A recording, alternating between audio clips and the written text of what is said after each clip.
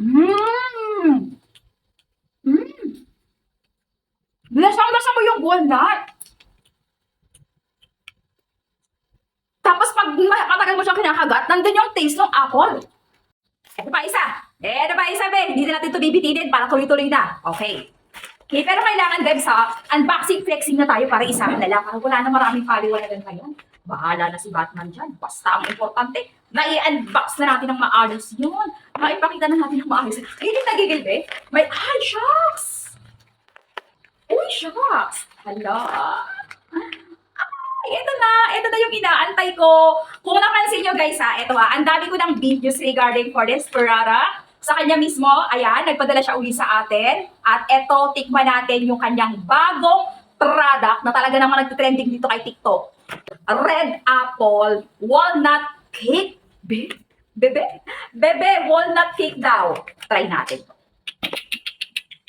Grabe guys, alam niyo naman mahilig ako sa mga dessert, yung pagkatapos kumain, na yung pag-ulam mo eh yung paksiw na isda dong, di ba? Pag ang ulam mo ay paksiw na isda, yung may aftershock ba sa bunganga mo, na kahit mag-toothbrush ka ayaw matanggal, eto yon. Eto yung mga pantapal, ang sarap-sarap, tsaka pang snack na rin. In fairness ha, okay? Tikman natin, wait lang. Ayan yung appearance niya, red apple walnut cake. Uy!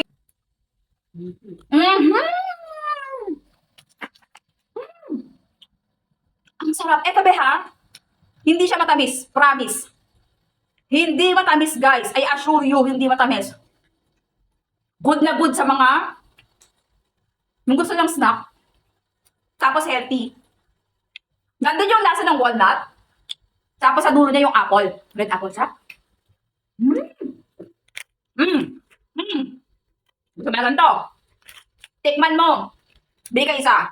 Ito basket natin. Promise, hindi ka magsisisi. Ang sarap. Ang lakas makabusog. Promise, guys. Wait lang. Masarap. Di ba tinikman mo? Ay, With apple? may aftershock siya ng apple, di ba? Sa dulo. Sarap, di ba? Sarap na nakakaumay. O, di ba di siya nakakaumay kasi hindi siya matamis. Literal na wala siyang tamis, di ba? Sarap. May walnut siya, tapos, uy, nakadami ka na! Ibibidyo ko pa yung iba na.